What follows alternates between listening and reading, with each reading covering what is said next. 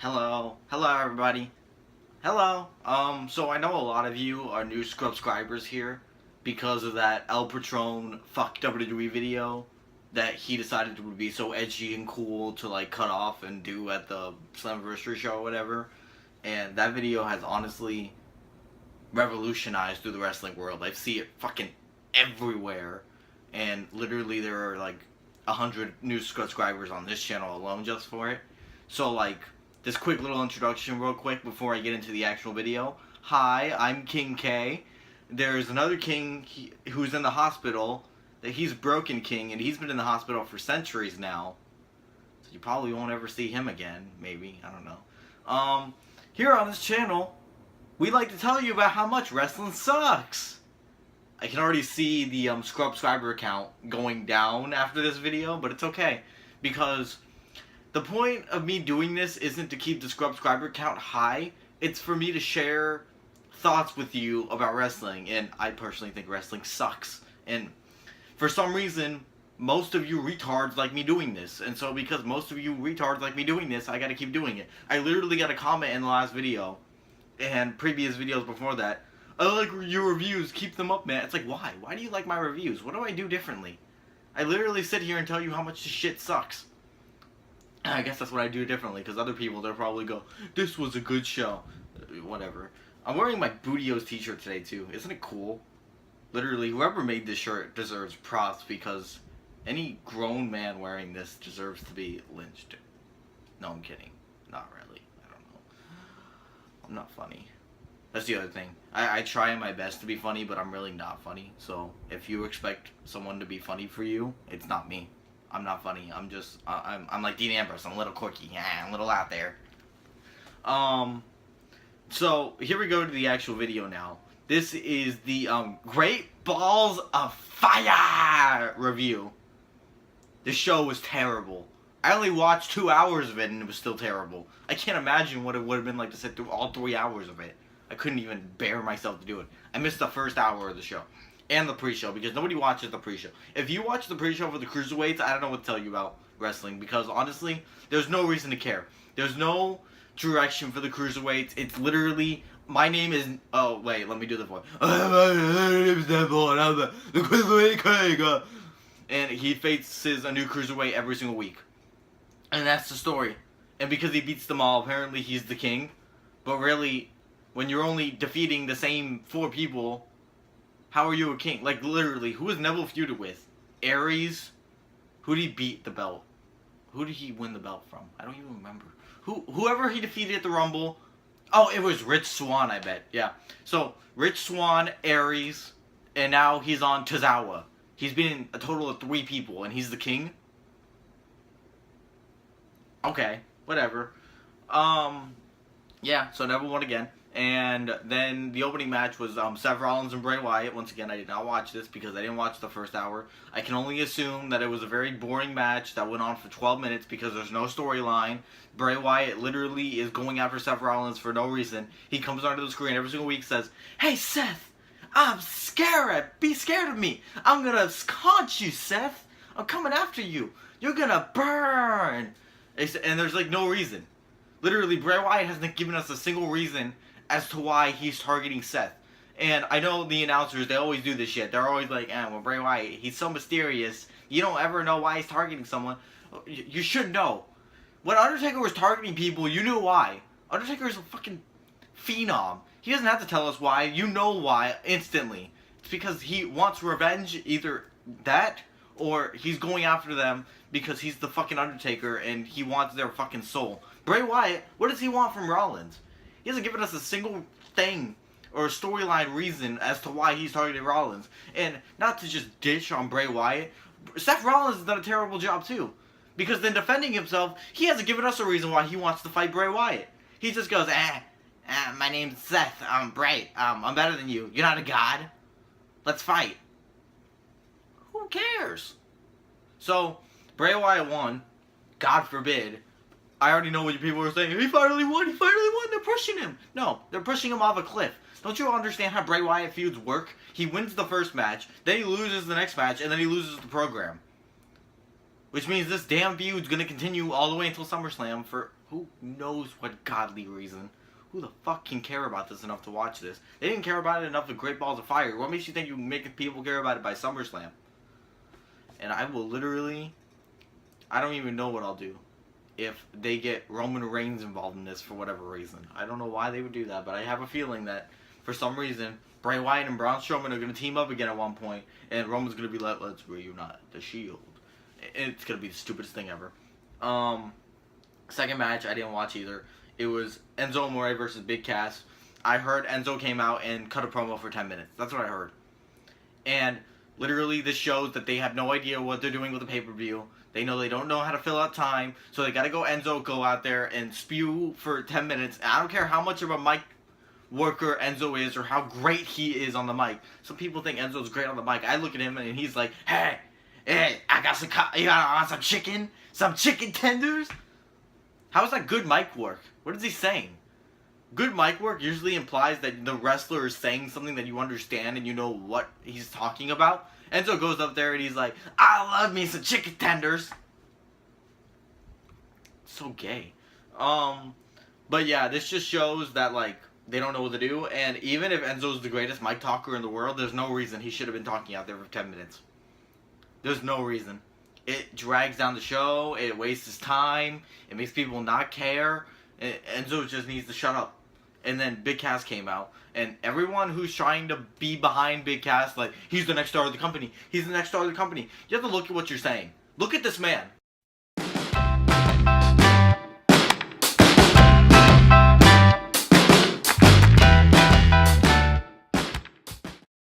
How is he going to be the star of the company? How? How is it possible? He has tits. You're literally rooting for a guy who has tits. The fact that... This annoys me so much. The fact that people don't want Roman Reigns to be the next star of the company, but they can stand behind Big Cass, it annoys me to no end. Because literally, Big Cass is probably like a million times worse than Roman Reigns is. Oh, why would you say that? Let's see. Roman Reigns is the better wrestler. He's the better mic talker by miles. Roman Reigns, he's not good on the mic, but at least when he comes out, he sounds serious about what he's saying. Big Cass comes out, what does he do? He goes, hey, Zo, I think I'm gonna tell you that I'm gonna beat you up now, duh. How can anyone get behind this boring fuck? He's literally so drained of charisma. He has no character. He has no logo to signify he has a character. He has no catchphrase now because he ditched soft. What is his catchphrase gonna be? There's only one word to describe me, and I'm gonna spell it out for you. C-A-S-S. Cass. So, Big Cass apparently won this match in like 4 minutes, which begs the question, why was the promo by Enzo 10 minutes long if he was going to lose anyway? But whatever. Third match was the 30-minute Iron Man tag team match. This was the match I was trying to miss the most by not watching the first hour of the damn show. But of course, they put the other two game matches on before it. So I got to come into this match, and I'm 18 minutes into the fucking... It wasn't 18 minutes left of the Iron Man match. This is my rant towards the Iron Man match. Are you ready? What is the purpose of it? Why do they do it? What makes an Iron Man match more special than, say, a steel cage match like the one they just had? Literally, Cesaro, Sheamus, and the Hardy Boys can wrestle the same time over and over and over again. And no matter what they do, unless they totally just shit the bed, it will be a 4-star match. So, what does the Iron Man match stipulation bring to the table? You know what it brings? It brings a time waster. Because they have to wrestle for an extra 10 minutes. Which means they roll around for longer. They waste time for longer. They stand around doing nothing for longer. And this is all to make you believe they wrestled for 30 minutes. No, they didn't wrestle for 30 minutes. In fact, 20 of the first 30 minutes, they did nothing. It was the most boring match I've ever seen in my life. And it only kicked up towards the last 10 minutes. So, what is the point of doing the Iron Man match? It's literally the stupidest gimmick match ever. And you could say that Bret and HBK had a good Iron Man match, but the truth is, they would have a good match no matter what kind of match they were involved in. Because look at the guys. It's Bret Hart and Shawn Michaels. You're going to tell me they won't have a good match? The Iron Man match does nothing to add to any kind of match. So they need to stop it. It's just for them to waste time because they don't know how to build pay-per-view properly. And they don't know how to make matches for the pay-per-view. So instead of actually, like, delivering with solid feuds and solid stories. They just give us an Iron Man match to trick us that this feud's personal and that it's some ongoing, long-told rivalry that's ending tonight. No, it's not. It's literally... Furthermore, to support this point, the Hardys, Cesaro, and Sheamus have been fighting for the past, 4 months now. You've been watching them in a 5-hour Iron Man match if you watch Raw weekly. So what was the point of doing the 30-minute one? Who could have possibly cared about this? They do the same match every single fucking week. Who cares? I don't care how good of a match you can say it is. The fact is, when you've seen the match 7 million times in the past 4 months, it's hard to care about it. And needless to say, I did not care about this. Cesaro and Sheamus won. Whoop-de-fucking-do. Who the fuck cares? What are the Hardy Boys gonna do now? Is Matt gonna go broken? Is Jeff gonna go solo? What's gonna happen? Are they gonna feud with the club? Duh. Nerds. Who the fuck cares? The Iron Man match is the gayest match stipulation in wrestling history, and I stand by that. Literally, it does nothing to add to the match. It makes the match no greater than it already would be, and it literally is a time killer. That is all the match is. So, if you think it's anything different than that, I don't know what to tell you. The 4th match was Alexa Bliss and Sasha Banks. I hate so much. Literally, this is my pet peeve with one of these wrestling things. With wrestling in general. When they have a feud and there's no story, the NXT does this a lot. There's no story on the feud, so what they do is they make a video package and they highlight the history of the two competitors in it, to make you think that this has been building up over the ages. But no, literally what this is that Sasha Banks won a gauntlet match 2 weeks ago, and now all of a sudden between her and Alexa is personal. There's no story. Literally, there's no story at all. So the video package had to consist of, my name is Alexa Bliss, and I've been a 2-time women's champion. And then it was, my name's Sasha Banks, and I'm here to be great.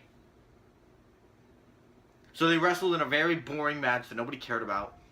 If you cared about this, I don't know what to tell you. And then, literally, it ended in a countout. So if you did care for whatever reason, they fucked it up. Because they ruined it by making it a countout finish. Which is one of the gayest finishes you can do on a pay-per-view.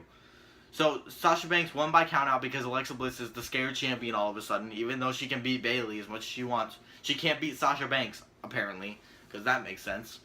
And so, then what happened is they did the same thing they do with every single Sasha Banks feud. And they fight all the way up to the stage ramp, and then Sasha Banks jumps off the announce table. And all of a sudden now, this is, oh, it's so intense and personal, though. They do this with every single Sasha Banks feud. Stop fooling yourselves. They did it with Charlotte, they did it with Alicia Fox, and now they're doing it with Alexa Bliss. My mouth is really fucking me up today. Pause on that. How could you possibly enjoy this? This is how they try to get you to care about every single woman's feud. They have the match, they have a bullshit finish, they have the face woman jump off a table or do another extreme spot to make you go, holy shit, and then they do a stipulation match on Raw, and they scream the word history as much as they can during it, and then if Sasha Banks doesn't win the title on Raw, they have a rematch for the next pay-per-view anyway. So what is anybody gaining from this? It's literally just them killing time. Because they don't know how to book any feuds these days. So instead of booking them properly, they just have the two women beat each other up for literally no storyline reason. And they go, now it's personal.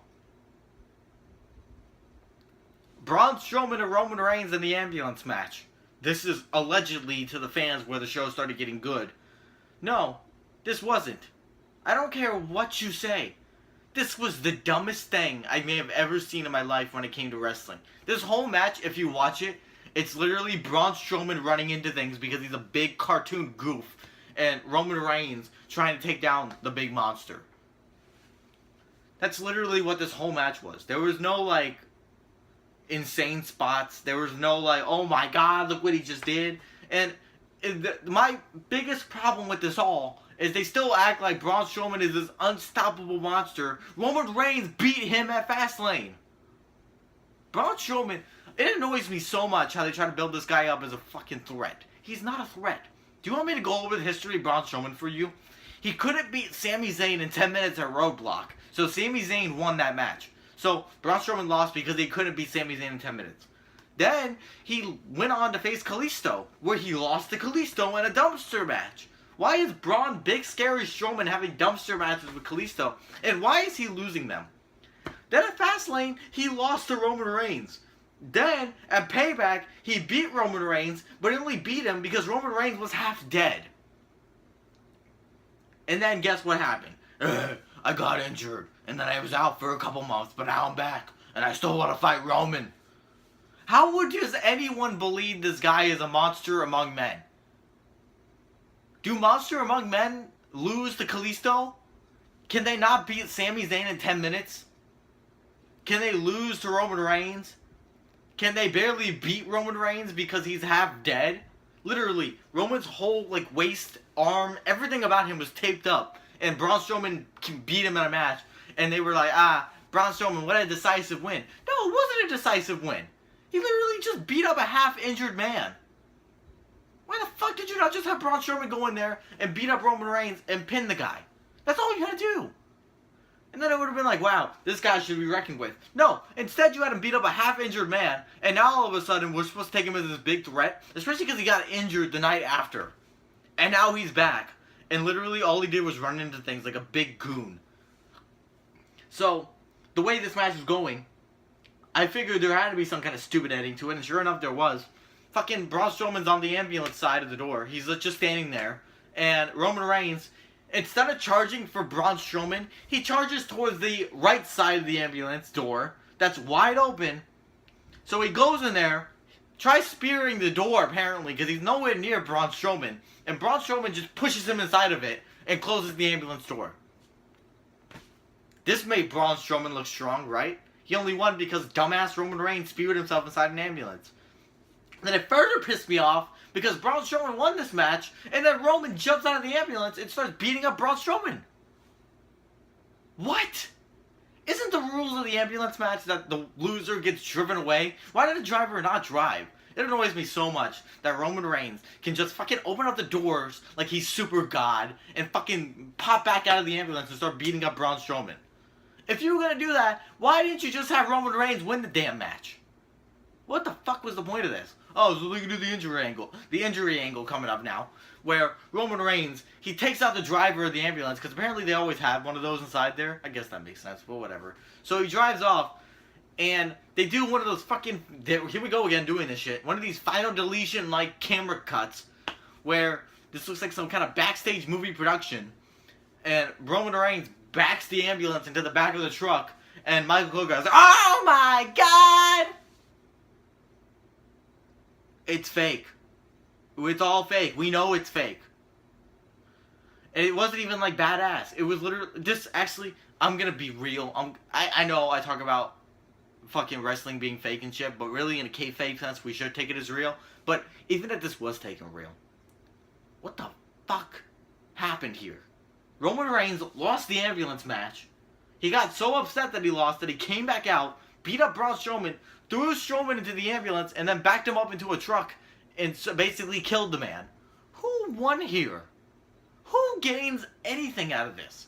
I know what you're saying too. Oh, it's probably a double turn. No, you know what? It's probably not a double turn. It's probably fucking Roman Reigns getting revenge for what Braun Strowman did to him. And he's gonna come out tomorrow and be like, I told you I'm the biggest dog in the yard. And now I'm the baddest dog in the yard. I want Lesnar. Believe that. Doesn't have that Kurt Angle is fucking standing there like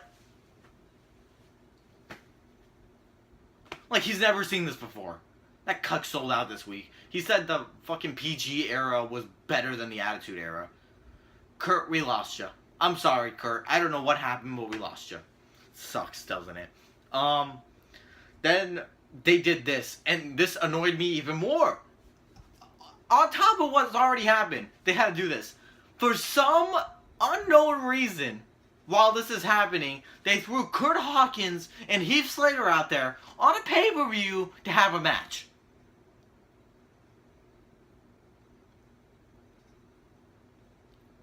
I don't understand. Why would you do this? What was the point of this? This is literally them not knowing what to do, so they just threw out 2 guys and said, hey, go have a match. And it just happened to be Heath Slater and Kurt Hawkins. No story, no reason to care, no announcement of this match on the pay-per-view. It just happened. Now, what I will say is pretty funny. It's pretty funny how Kurt Hawkins and Heath Slater are on the pay-per-view, but Finn Balor can't be on the pay-per-view.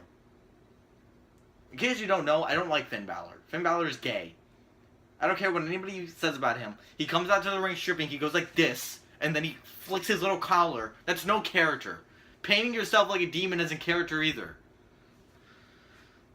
So, yeah. So this match happened. Heath Slater won, except he won off screen. So here's my question. What was the point of doing that? And then you had Corey Graves go, no disrespect to Heath Slater or Kurt Hawkins. What do you mean no disrespect? You showed them all the disrespect in the world. You threw them out there because you needed a filler match for some unknown reason between this and the ambulance segment. And then you just had them be treated like complete afterthoughts. Oh, shit. Fuck. Speaking of afterthoughts, I totally forgot about the Miz versus Dean Ambrose. Miz won. He cheated and he won. Are you happy? Yeah? No? Okay. Whatever. So, then they pull Braun Strowman out of the ambulance finally, and they act like, oh my god, Braun Strowman, you're alive. I swear on my fucking life, if they come out tomorrow night and Roman Reigns is still the face, I may flip shit.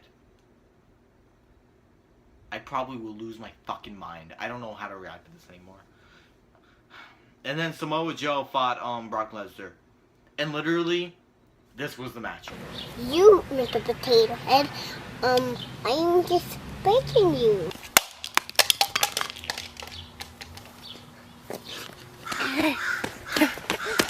So yeah, that was Great Balls of Fire. What do I have to say? It was a terrible show. If you try supporting it, I don't know why you're supporting it. It's bad. Treat it like it's bad. I hope you enjoyed that. If you didn't, then unsubscribe. No, I'm kidding. Please stay subscribed to us. I love you. I love you all. I love all the subscribers we've gained throughout this. And I care about each of you. I'm going to try to make more content weekly because I know I slag on content. We'll see about that though. So, yeah. Fuck this show.